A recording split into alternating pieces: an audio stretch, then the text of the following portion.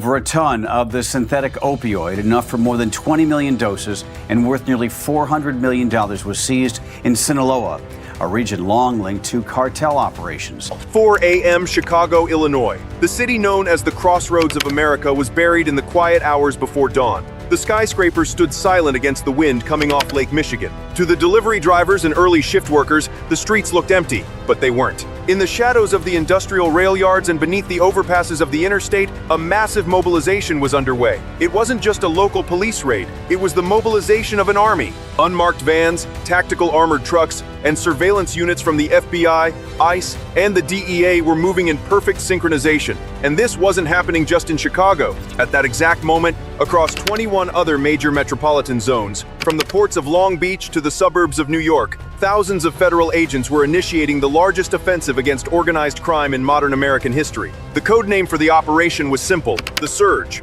The target was not a street gang. It was a multinational superpower, the Sinaloa and CJNG cartels. For years, they had operated with impunity, turning American cities into logistics hubs for their poison. But on this morning, the rules of engagement had changed. The order from the highest levels of government was clear: stop the drugs, destroy the networks, and bring those responsible to justice. If you support the brave men and women of ICE and the FBI who risk their lives to defend our nation from these foreign threats, hit the like button and comment ICE below. Let's show them we stand with them. For decades, Chicago has been the beating heart of the cartel's distribution network. It is the central artery where fentanyl and meth arrive from the border, are broken down, and then pumped into the veins of the entire East Coast. In an overnight ambush on Monday, the Army has given the Sinaloa cartel one of its biggest defeats in recent months. The cartels treated this city like their own corporate headquarters. They had supply chains, accountants, logistics managers, and armed enforcers who acted as a private police force. But the most dangerous part of their operation wasn't the drugs, it was their invisibility.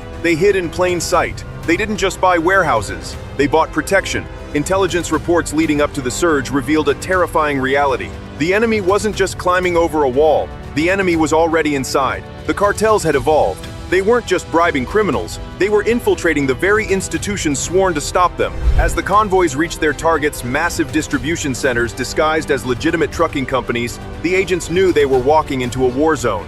But they also knew something else. Some of the people they were coming to arrest weren't wearing cartel colors, they were wearing badges. The betrayal ran deep. Sheriffs, border inspectors, and federal officers had sold their loyalty for cartel cash. They had turned the shield of law enforcement into a sword for the enemy. As the first breach charges detonated against the steel doors of a warehouse in Chicago's industrial district, the war on drugs fundamentally changed. It was no longer a policing action, it was a purge. The silence of the morning was shattered by the sound of flashbangs and the shouting of federal agents. Federal agents, get down! The raid had begun, and for the first time in years, the Sinaloa cartel was about to feel fear. The scale of what agents found inside those Chicago warehouses was beyond anything seen in previous operations. It wasn't just bags of drugs hidden in tires. It was an industrial assembly line of death. When agents breached the primary logistics hub near the rail yards, they found the proof of how the cartels had transformed. Behind false steel walls and inside shipping containers labeled as industrial cleaning supplies,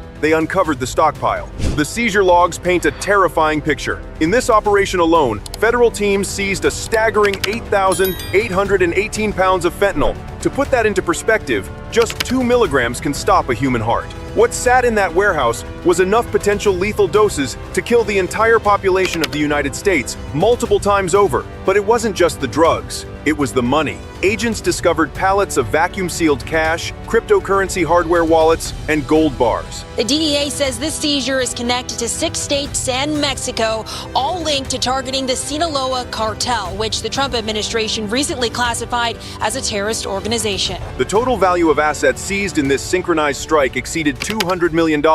This was the war chest of the Sinaloa and CJNG cartels. Funds used to bribe officials, buy military-grade weapons, and secure the supply chain. And then came the arrests. The coordination of the surge resulted in 5,000 suspects being taken into custody within months. These weren't just low-level dealers on street corners. These were the logistics managers, the chemists, the accountants, and the enforcers. The entire middle management of the cartel's American infrastructure was decimated overnight. This discovery revealed that the cartels are no longer acting like street gangs. They are functioning like multinational corporations. They have supply chains that stretch from the chemical factories in China and India, where precursors are made, to the super labs in Mexico, and finally to these distribution hubs in Chicago. The investigation uncovered that the fentanyl crisis isn't an accident. It is a designed attack. A chemical weapon disguised as a narcotic, pumped into the heartland of America to destabilize communities and destroy families. The financial network exposed by the raid was equally sophisticated. Money collected in Chicago wasn't just driven south in trucks.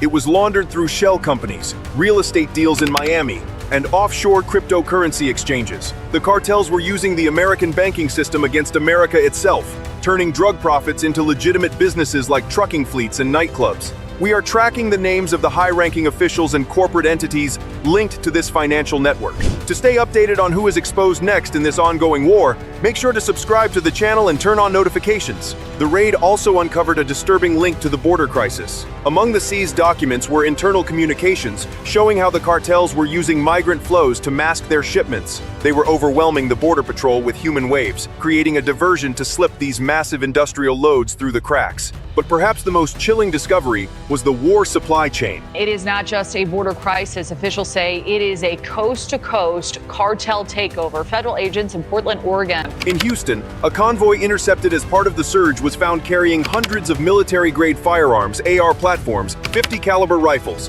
and conversion kits hidden beneath crates of produce. These weapons were heading south to arm the cartel's private armies that would use them to protect the very poison being sent north. The surge proved that this is not a crime problem. It is a national security threat. The cartels have built a state within a state, and until this moment, they operated with near total impunity. But as the 5,000 suspects were processed, the agents knew the hardest battle was yet to come, because the enemy had one final line of defense: the corruption inside the US government itself. As the dust settled on the operation, the headlines across the country focused on the staggering amount of narcotics destroyed. But for the agents on the ground, the most chilling moment of the surge wasn't finding the 8,818 pounds of fentanyl. It was seeing who was standing on the other side of the handcuffs. In the processing centers, amidst the thousands of cartel soldiers and logistics managers, there were faces that didn't belong. There were men and women wearing uniforms. The investigation revealed that the network had penetrated deep into the American justice system. County sheriffs, border inspectors, and even federal officers were taken into custody. These were the people sworn to protect the country. They had taken an oath to defend the Constitution against all enemies, foreign and domestic. But blinded by greed and compromised by the cartel's endless supply of $200 million in cash, they became the enemy. They sold their badges, they sold their honor, and in doing so, they sold out their own communities. The Federal Drug Enforcement Administration says a week-long cartel crackdown led to nearly 200 arrests just in New England.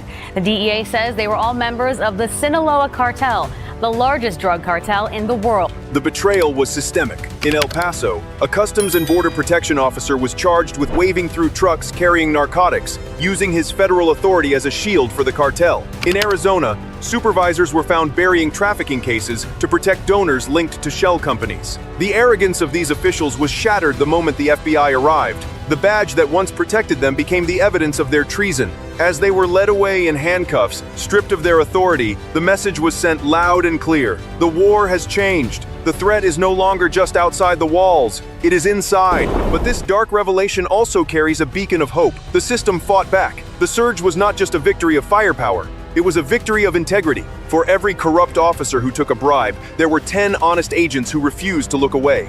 This operation happened because brave men and women in the DEA, the FBI, and the military intelligence community worked in silence for months, gathering the evidence needed to cut the cancer out of the system. They proved that the institutions of this country are still strong enough to police their own. The declaration of these cartels as foreign terrorist organizations has unleashed the full power of the American state. The Pentagon, Northern Command, and Homeland Security are now operating with a unified purpose.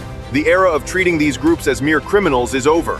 They are being hunted as insurgents. The surge was a historic strike, but it was just the beginning. The 5,000 arrests and the seizure of $200 million in assets have crippled the cartel's immediate operations. But the fight for the soul of the nation continues. The line has been drawn. America does not retreat. It does not bow to fear. And it certainly does not tolerate traitors who poison its citizens for profit. The lesson from Chicago is clear. Evil does not need permission to grow. It only requires good people to do nothing. And in this moment, good people stood up and fought. Now, the question turns to justice. These officials betrayed their oath and facilitated the poisoning of thousands of Americans. Do you think a law enforcement officer who works with cartels should face the same penalty as a terrorist? Should they receive the maximum penalty possible? Comment maximum penalty below. This is the reality of the war we are in. Stay vigilant.